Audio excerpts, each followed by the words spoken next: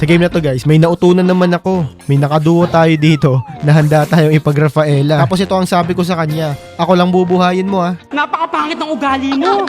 Napakadamot kong pakikinggan no. Pero kasi mas maganda yung ganun, yung ako lang yung bubuhayin ng Rafaela na kaduo ko. Kasi napakahirap kayang magtiwala sa mga random dito sa RG. Kaya ang sabi ko dito sa kasama kong Rafaela, ako lang yung bubuhayin niya. Kumbaga sa akin niya lang gagamitin yung passive niya. Tapos nakakatuwa kasi talagang sinusunod niya boy. Talagang nagtitiwala siya sa lakas ko eh. Oh, lol!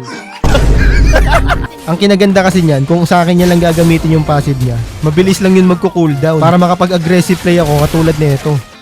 Tapos yung nakakatuwa pa dyan, yung nakaduo ko dito na Rafaela, talagang ako lang talaga yung binubuhay niya. Parang hindi niya nga binuhay dito yung mga iba namin kasama eh. Ito yung hinahanap kong Rome Rafaela. Talagang sa akin niya lang nire-reserva yung passive niya. Dito nga eh, nakakahalata na yung Granger namin. Kaya napachat na, ang sabi niya, mambuhay ka. Eh kaso namatay din ako. Paano ba yan? Ako bubuhayin yan syempre. Tropa ko yan eh. Ito yung kinaganda sa combo na to. Talagang magiging unli kill to sa Fanny. Tapos ang kinaganda ba niyan, sabayan ng piercer. Ang sarap mag-ML pag ganito. May taga-revive ka na, tapos magbibuild ka pa ng immortality. Unli buhay talaga malala.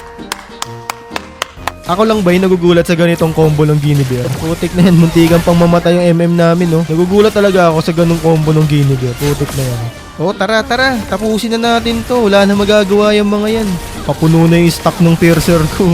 Unli kill ba naman eh.